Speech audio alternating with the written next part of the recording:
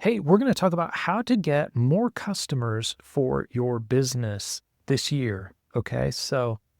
And listen, I'm going to show you something that you haven't seen before and that works really well because it taps into a secret piece of psychology, and all humans have it, and it really draws them in. So they become your customers and it works out really well. So without further ado, let's get into this. Okay.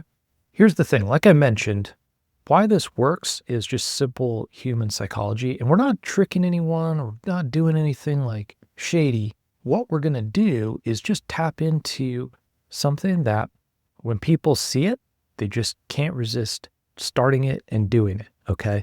And we're going to leverage that to our advantage to help draw them into our business as customers. Okay. So this is all going to make a little more sense when you see it in just a second. Okay. So what we're going to do is use a survey. All right. So maybe you've seen this before on websites. Maybe you've taken surveys yourself. Well, the thing is, people love to take surveys and take quizzes and stuff like that, especially online, especially if you make it sort of like easy and like almost like a game. Obviously, they don't like taking big, long 90 question surveys because that's more like a test than a survey. So you want to keep them short, like 5 or 10 steps. And really, depending on the kind of client you want, we'll talk about this more in a minute. You want to keep it closer to 5 if you're trying to get more people in the door. You want to increase the number of steps if you're trying to like push more people away so that you only get very specific types of clients in the door.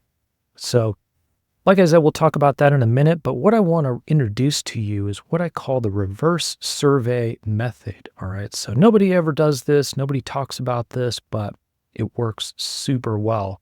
And why it works is because people like to take quizzes. And I'm actually going to show you a live example of this right now and why this works. So we built this for a roofing company. Okay. And if you've visited roofers' websites or other sort of trade websites, well, most often what you see on these websites is just a contact form, right? And what do they ask for first on the contact form?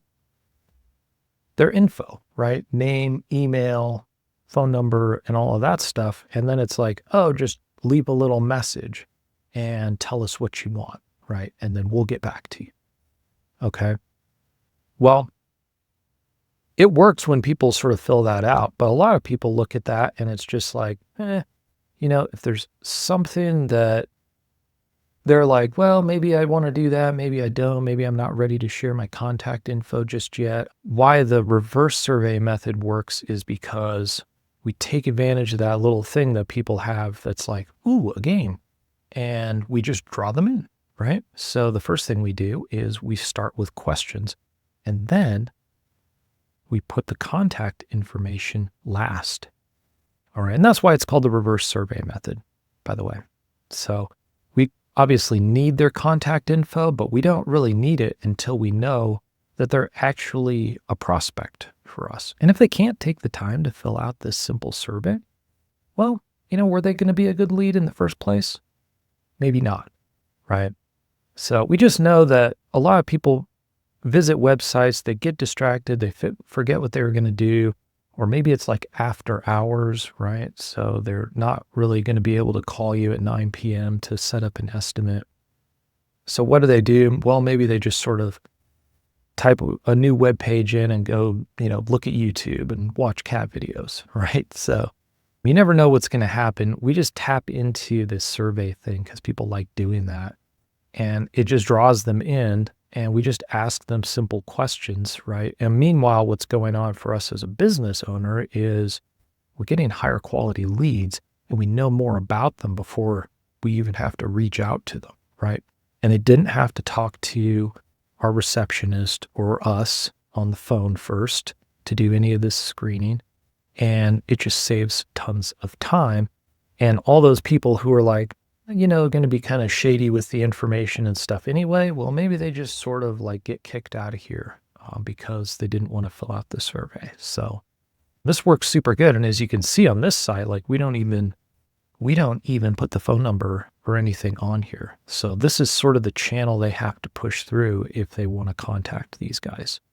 And that works for them, right? They were getting too much business. And so they don't want a bunch of tire kickers. They don't want to be doing estimates all day, every day, where half of them are turning out to be solid leads and half of them are just a waste of time. That's how that works. And so stick with me, because what we're going to do is talk a little bit about how to leverage this survey depending on the kind of business you've got, right? So let me just scroll over here. Now, I started typing out some ideas for questions here, pretending I was an attorney doing like estate planning, okay?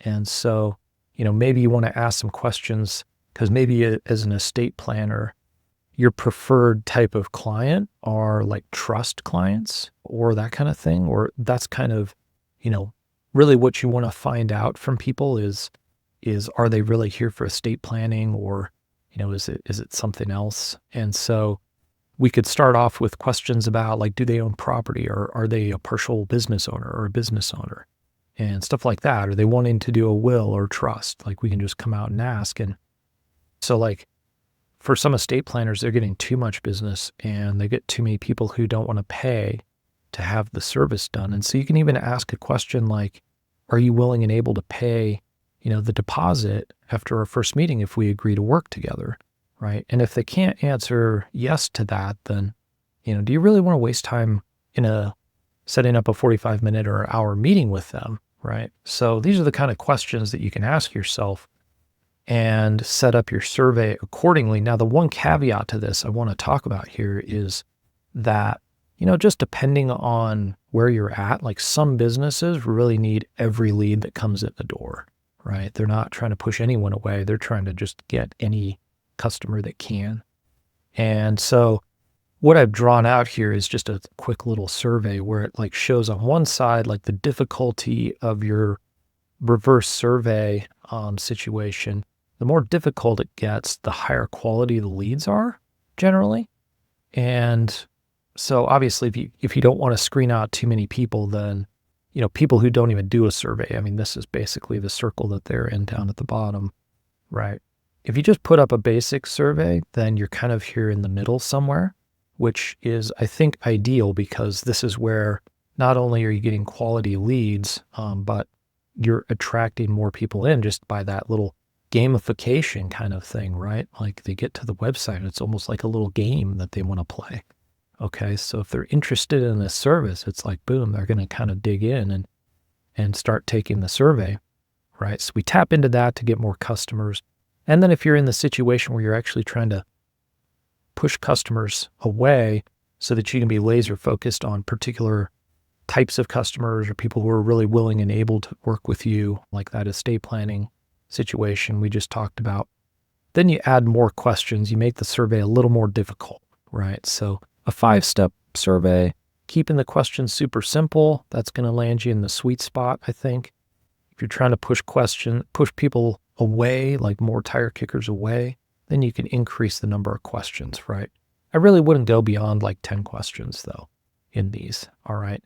Now, the other cool thing that we do as soon as we collect their contact information is when they hit submit here, let me just move this stuff out of the way here, but when they hit submit, all right, boom, what happens is, like for the roofer and stuff, we take them to a calendar page where they can actually go ahead and book themselves in for their estimate or set themselves up for an appointment, okay?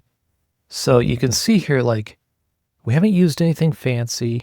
This is all stuff you can do. You just link to your online calendar, but we've kind of eliminated a whole bunch of work that a receptionist does, or maybe you do, to get people to this point in your calendar, right? So it's a huge time saver, and it actually works because, what's great is that if somebody gets drawn into this survey and they need a roof, then they get into your calendar. You haven't even had to talk to them yet. You've just got an appointment there, and you know this data about them, that they need a replacement, that it's a residential roof and stuff like that. So you get the point. It's super cool. And yeah, and what I call that is my reverse survey method.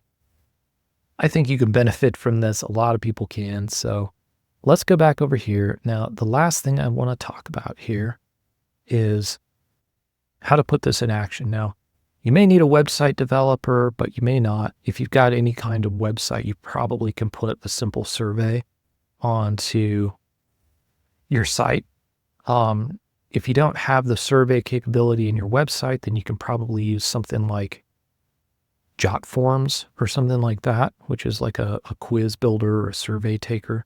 And then what you could do is, instead of having it here, you could just have a button that's like, take me to the next step or whatever, right? And then it just opens the survey page. You could even build this into like in Google, I think. Google Docs or something has like a survey. Now, if that sounds too complicated for you, then my business can actually help with this. Obviously, like we've been looking at this roofer that we helped. It's super simple to set this up. And we've actually got a whole system that we use where once you get that survey built, we can plug in those contacts right into your CRM, put them into a opportunities pipeline where you can kind of track where they are as leads in your system. It automatically sends them stuff like follow-up reminders and stuff like that once they book time in your calendar. And it all syncs up to your stuff, so it makes it super simple. And you know what? It doesn't cost a lot of money. So if you're interested in that kind of thing, then reach out and we'd be happy to help, okay? If you found this video helpful, please give it a like. And if you're not already a subscriber, man, I'd love to have you on board. So hit the subscribe button too. All right, we'll see you in the next video.